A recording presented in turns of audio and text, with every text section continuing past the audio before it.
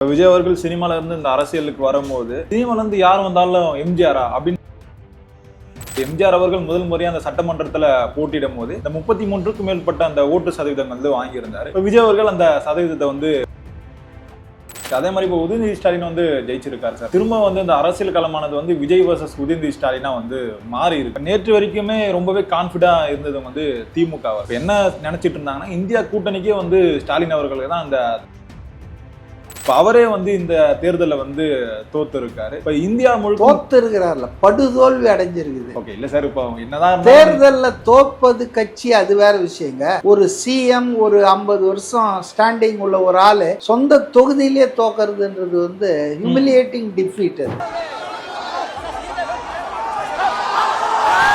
இப்ப நீங்க திமுக போடுறாங்க பிளஸ்ன்னு, அதிமுக பிளஸ்னா அந்த நம்பர் அது அவங்களுக்குள்ள இது இல்ல, பிரிச்சு கொடுக்கணும் கூட்டணி கட்சிகளுக்கு. ஆனா தாவேக்கால 108 போடுறாங்க, 109 போடுறாங்கன்னா அத்தனை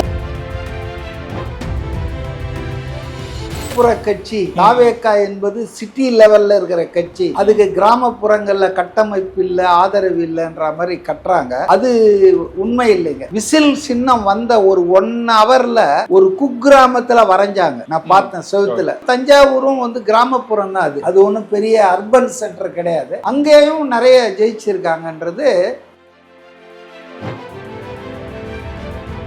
நான் கொஞ்சம் மாத்தி பாக்குறேன். டிவிகே வர்சஸ் டிஎம்கே மாறுமே தவிர விஜய் வர்சஸ் உதயன்லாம் வராது. உதயநிதி எல்லாம் வந்து இனிமேல் வந்து எங்க அப்பாவுடைய சேர் எனக்கு தான் அப்படின்லாம் கிளைம் பண்ண முடியாது. இந்த கனிமொழி வந்து எமர்ஜ் ஆகிறதுக்கான வாய்ப்பு.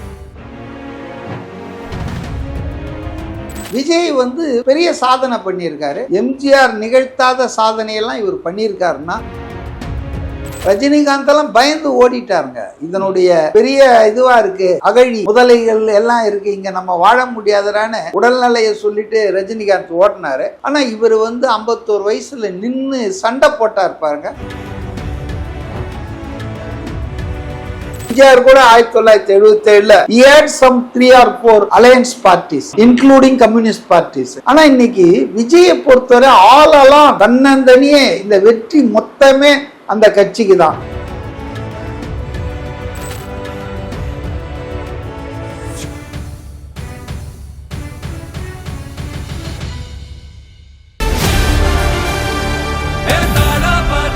மக்களுக்கு நல்லது பண்றதுக்கு அரசியலுக்கு வாங்கடா, கொள்ளை அடிக்கிறது கொலை பண்றதுக்கு அரசியலுக்கு. சம்மர் வந்தாச்சு. What's your plan for this holiday? எங்க கிட்ட விட்டுருங்க, நாங்க பாத்துக்கிறோம். விஜிடி holidays. GT holidays, south India's number 1 travel brand.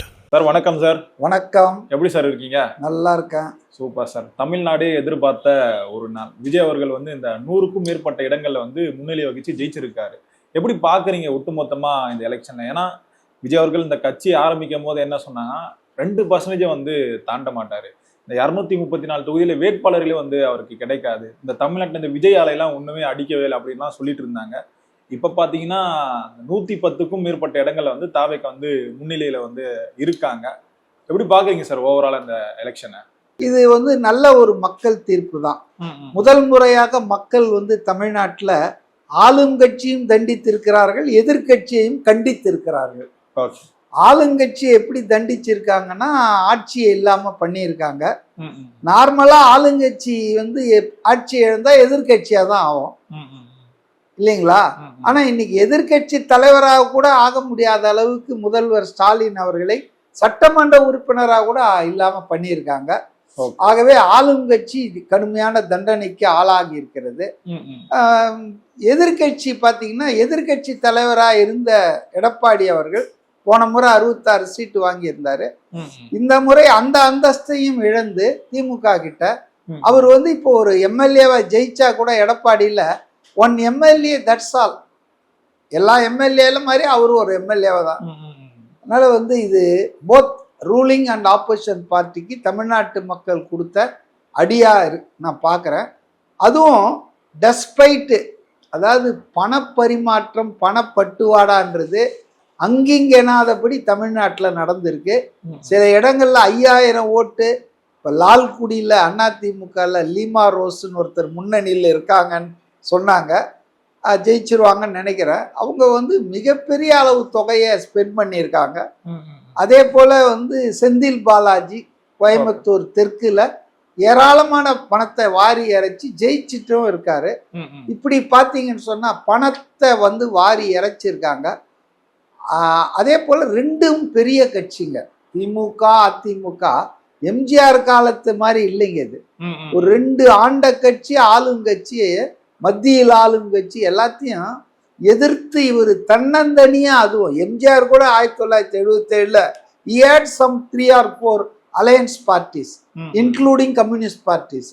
ஆனா இன்னைக்கு விஜயை பொறுத்தவரை அலோனா போயிருக்காரு, தன்னந்தனியே. இந்த வெற்றி மொத்தமே அந்த கட்சிக்கு தான். இப்ப நீங்க திமுகக்கு போடுறாங்க பிளஸ்ன்னு, அதிமுக பிளஸ்னா அந்த நம்பர் அது அவங்களுக்குள்ள இது இல்லை, பிரிச்சு கொடுக்கணும் கூட்டணி கட்சிகளுக்கு. ஆனா தாவேக்கால 108 போடுறாங்க, 109 போடுறாங்கன்னா அத்தனையும் அவரது தான். அதனால வந்துங்க இது ஒரு பிரம்மாண்டமான வெற்றியை தான் பார்க்குறேன். Although he did not get simple majority, ஆனா இது ஒரு இமாலய வெற்றி தான். மக்களுக்கு ஆளுங்கட்சி மீது இருந்த அதிருப்தி, கோபம், இதை வந்து ரொம்ப ஃபியர்ஸ்ஃபுல்லா காட்டியிருக்காங்க. தேர்தல் நாளன்றே இதை நான் உணர்ந்தேன்.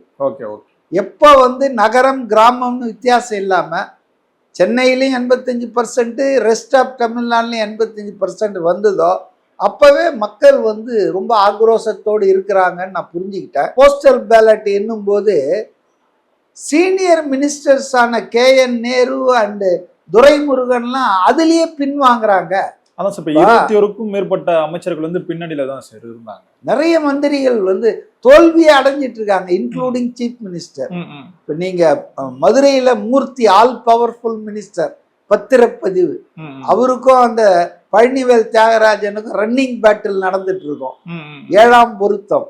ஆனா அவரை தோத்து இருக்கிறாரு. ஒட்டுமொத்தமா அந்த மதுரையை வந்து தாவக வந்து கைப்பற்றி, மதுரை சுந்தர பாண்டியனா, சென்னையை மீட்டாரு.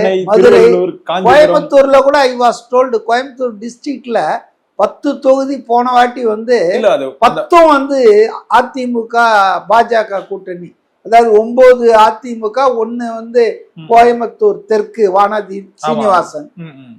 இன்னைக்கு பாத்தீங்கன்னா 5 தாவேக அதுலயே ஜெயிச்சிருக்கு. அதான் சார், ஒட்டுமொத்தமா அந்த மேற்கு மண்டலத்துல வந்து அந்த டஃப் ஃபைட் வந்து அதிமுக தாவேகா வந்து மாறி இருக்கு. மொத்தமா அங்க ஒரு 55 தொகுதிகளுக்கு மேல இருக்கு. அதுல வந்து பாதி வந்து தாவேகா இருக்காங்க, அடுத்த இடத்துலதான் வந்து அதிமுக இருக்காங்க. இந்த அதிமுக கோட்டைன்னு வந்து இல்ல, அதுக்கு மெயின் ரீசன் என்னன்னு நினைக்கிறீங்க சார்? ஒண்ணு வந்து விஜய் அவர்களுடைய அந்த அலையா பார்க்கலாம், இன்னொன்னு வந்து அந்த இடத்துக்கான ஒரு முகமா வந்து செங்கோட்டையன் வந்து ஜாயின் பண்ணிருக்காங்க. அதுதான் மெயின் பாயிண்ட். ஒரு எக்ஸ்பீரியன்ஸ்டு சீனியர் லீடர் செங்கோட்டையன் வந்து அதிமுக வெளியேற்றப்பட்டது, இங்க தாவேகாவுக்கு வந்தது இருக்கு பாருங்க, அது ஒரு மிகப்பெரிய வரப்பிரசாதம் தாவேகாவுக்கு. அது அந்த ஈரோடு, கோயம்புத்தூர், திருப்பூர், ஒரு 3-4 மாவட்டத்துல மிகப்பெரிய அளவுக்கு வேலை பண்ணியிருக்கு. விஜய் அவர்கள் இந்த நகர்ப்புறத்துல இருக்க அந்த ஓட்டுகள் வந்து ரொம்பவே அதிகமா விழுந்திருக்கு. ஒட்டுமொத்தமா அந்த ஒரு 60க்கும் மேற்பட்ட தொகுதிகள் இருக்கு. அதுல வந்து தாவேகா வந்து 55 தொகுதிகளை வந்து வென்று இருக்காங்க. அது மட்டும் இல்லாம இந்த ஊருக்குள்ள சொல்லுவாங்க சார், இந்த தஞ்சாவூர், அந்த இடத்துலயும் வந்து தாவேகா வந்து ஜெயிச்சிருக்காங்க சார். இது எப்படி பாக்குறீங்க? ஒட்டுமொத்தமா எல்லாருக்குமான ஒரு தலைவரா விஜய் அவர்கள் மாறி இருக்காரா இந்த எலெக்ஷன்ல? இல்ல அதான் இது, இந்த நரேட்டிவை வந்து சும்மா கட்டுறாங்க. அதாவது நகர்ப்புற கட்சி தாவேகா என்பது சிட்டி லெவல்ல இருக்கிற கட்சி, அதுக்கு கிராமப்புறங்கள்ல கட்டமைப்பு இல்லை, ஆதரவு இல்லைன்ற மாதிரி கட்டுறாங்க. அது உண்மை இல்லைங்க. நகரம் கிராமம் எல்லா இடத்துலயும் நிரம்பி இருக்குது அந்த கட்சி. விசில் சின்னம் வந்த ஒரு 1 ஹவர்ல ஒரு குக்கிராமத்துல வரைஞ்சாங்க, நான் பார்த்தேன் செவுத்துல. அதனால Vijay is not for a city factor, urban intellectual, படிச்ச பசங்க காலேஜுக்கு போ அப்படிலாம் கிடையாதுங்க. Is the leader for all தான். பட் ஆனால் நீங்கள் சொல்கிற ஒரு ஃபேக்ட் என்னன்னா, கிராமப்புறங்களில் ஸ்ட்ரைக்கிங் ரேட் இல்லை, நகர்ப்புறத்தில் ஸ்ட்ரைக்கிங் ரேட் வந்தா மாதிரி கிராமப்புறங்களில் இல்லை. நீங்க சொன்ன உதாரணம் தஞ்சாவூரும் வந்து கிராமப்புறம் தான்.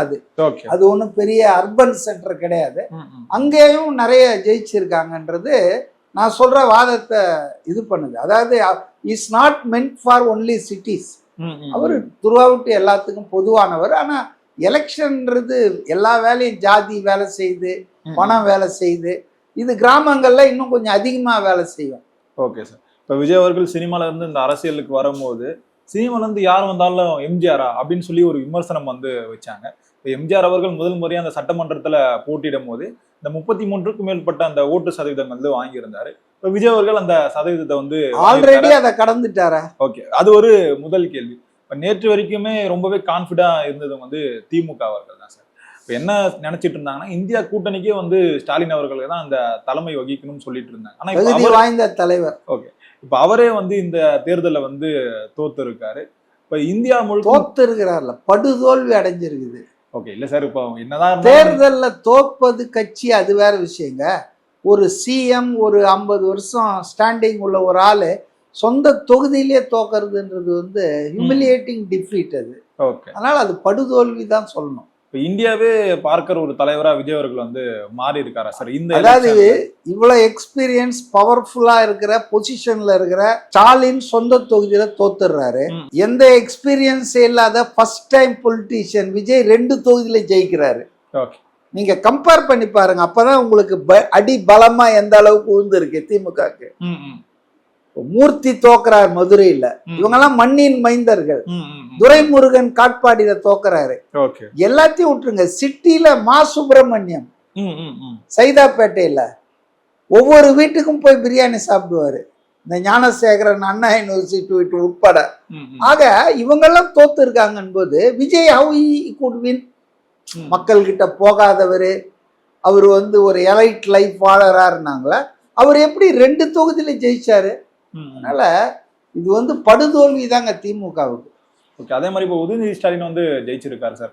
இந்த திரும்ப வந்து இந்த அரசியல் களமானது வந்து விஜய் வர்சஸ் உதயநிதி ஸ்டாலினா வந்து மாறி இருக்கு. அது வந்து எதிர்காலமா இருக்கும் வந்து சொல்றாங்க சார். நான் கொஞ்சம் மாத்தி பாக்குறேன். டிவிகே வர்சஸ் டிஎம்கேன்னு மாறுமே தவிர விஜய் வர்சஸ் உதயன்லாம் வராது. உதய் வந்து அநேகமா வந்து தமிழ்நாட்டிலேயே இருப்பாரா, துபாய்க்கு போயிடுவாரான்னு எனக்கு தெரியாது. he will not take responsibility. அதான் டெபுட்டி சிஎம் கொடுத்தா வாங்கிக்குவாரு. சட்டமன்றத்துல கட்சியை வழி நடத்தி எதிர்கட்சி தலைவரா செயல் பண்ணோம்னா அதெல்லாம் வேற ஆளை பாருங்கன்றவாரு. ஏன்னா இஸ் நாட் ஏ சீரியஸான ஆள் கிடையாதுங்க, அதுக்கு வேற ஆளை தான் தேடுவாங்க. அப்போ எதிர்கட்சி தலைவரா ஒருத்தர் இருப்பாரு, உதாரணத்துக்கு தங்கம் தென்னரசா, அப்ப அவர் மாதிரி ஆளை வந்து எதிர்கட்சி தலைவரா போட்டா அவரு போக்கஸ் ஆவாரா? உதயநிதி எந்த பொறுப்பும் இல்லாம ஒரு எம்எல்ஏ வர போக்கஸ் ஆவாரா? அதனால ஃபேட் அவுட் ஆயிடுவாருங்க. உதயநிதி எல்லாம் வந்து இனிமேல் வந்து அதாவது இந்த எங்க அப்பாவுடைய சேர் எனக்கு தான் அப்படின்லாம் கிளைம் பண்ண முடியாது. ரெண்டாவது கனிமொழி வந்து எமர்ஜ் ஆகிறதுக்கான வாய்ப்பு இருக்கு. திமுகல கனிமொழி இப்ப மட்டும் கண்டெஸ்ட் பண்ணியிருந்தாங்கன்னா எம்எல்ஏவா, she may even become opposition leader, நல்லாவும் ஃபைட் பண்ணுவாங்க. ஆனா அவங்க வந்து மாநில அரசியலுக்கு வரக்கூடாதுன்னு ஃபர்ஸ்ட் ஃபேமிலி தடுத்துருச்சு. அது முட்டாள்தானோ. அவங்களையே நிறுத்தி இருந்தாங்கன்னா இப்ப பாருங்க ஒரு ஸ்டாண்ட் பையா அவங்க இருப்பாங்க.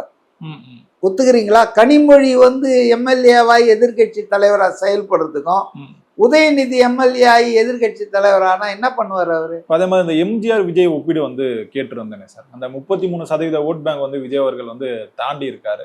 இந்த வளர்ச்சியை வந்து எப்படி பாக்குறது? நாம அடுத்த எம்ஜிஆர்னு சொல்றதை விட எம்ஜிஆரை தாண்டிய விஜய்னு சொல்லலாமா? அதாவது அப்படிலாம் சொல்லக்கூடாது. எம்ஜிஆர் காலத்துல எம்ஜிஆர் தாங்க தலைவர், எம்ஜிஆர் தாங்க mass leader, darling of the masses. அதுல no question of two opinion. Okay, அது வேற, அது ஒரு காலம். அந்த காலம் வேற, இந்த காலம் வேற. இன்னைக்கு விஜய் வந்து மக்களின் நன்மதிப்பையும் நம்பிக்கையும் பெற்றிருக்கிறாரு. அவரும் மக்கள்னா இவருக்கு இருக்கிற பிளஸ் என்னன்னா குட்டீஸ், நண்பாஸ், நண்பீஸ் எல்லாரும் இருக்காங்க. அது வந்து இது வேற மாதிரியான செக்மெண்ட். ஸோ அதனால எம்ஜிஆர் வேற, விஜய் வேற. விஜய் வந்து பெரிய சாதனை பண்ணியிருக்காரு. எம்ஜிஆர் நிகழ்த்தாத சாதனையெல்லாம் இவர் பண்ணியிருக்காருன்னா இவருக்கு இருக்கிற வசதி அன்னைக்கு எம்ஜிஆருக்கு இல்லை. அதே போல இவருக்கு இருக்கிற பிரச்சனைகள் அழுத்தங்களும் எம்ஜிஆருக்கு கிடையாது. அது வேறங்க. ஆனா இவர் வந்து விஜயகாந்த் செய்யாதத, எம்ஜிஆர் செய்யாதத, கமல்ஹாசன் தோத்து போனத இவர் வந்து பெருசா செஞ்சிருக்காருன்றது ஒரு ரிமார்க்கபிள் அச்சீவ்மெண்ட் தான். ஒரு சினி ஃபீல்ட்ல இருந்து வந்து இதை பண்றது என்பது. ரஜினிகாந்த் எல்லாம் பயந்து ஓடிட்டாருங்க. இதனுடைய இது பெரிய இதுவா இருக்கு, அகழி முதலைகள் எல்லாம் இருக்கு, இங்க நம்ம வாழ முடியாதுறான்னு உடல்நிலையை சொல்லிட்டு ரஜினிகாந்த் ஓடினாரு. ஆனா இவர் வந்து 51 வயசுல நின்று சண்டை போட்டார் பாருங்க, அது ஜனங்களுக்கு பிடிச்சிருக்கு. அதே மாதிரி இப்ப கட்சி உடைக்கிறதுக்கான வேலைகளும் இப்ப நடக்கும் வந்து சொல்றாங்களே சார், அது இன்னும் ஏங்க இந்த மாதிரி கற்பனை உங்களுக்கு எங்க ரூம் போட்டு யோசிப்பீங்களா? ஏன்னா இப்ப கட்சியெல்லாம் உடைக்கிறதுன்னா மோடி அவர்கள் வந்து ஒரு வாழ்த்து வந்து சொல்றாரு, எப்படி வந்து மகாராஷ்டிரால நடந்ததோ அது வந்து தமிழ்நாட்டுல வந்து நடக்க போகுது, செங்கோட்டையன் அவர் வந்து ஒரு ஏக்நாத் சிண்டேவா வந்து மாறுவார் என்ற விமர்சனம் வந்து வந்துட்டு இருக்கு. என்ன மாறினாலங்க இம்மிடியட்டா மக்கள் தீர்ப்புக்கு எதிராக எவன் போனாலும் அவன் நாசமாயிடுவான்.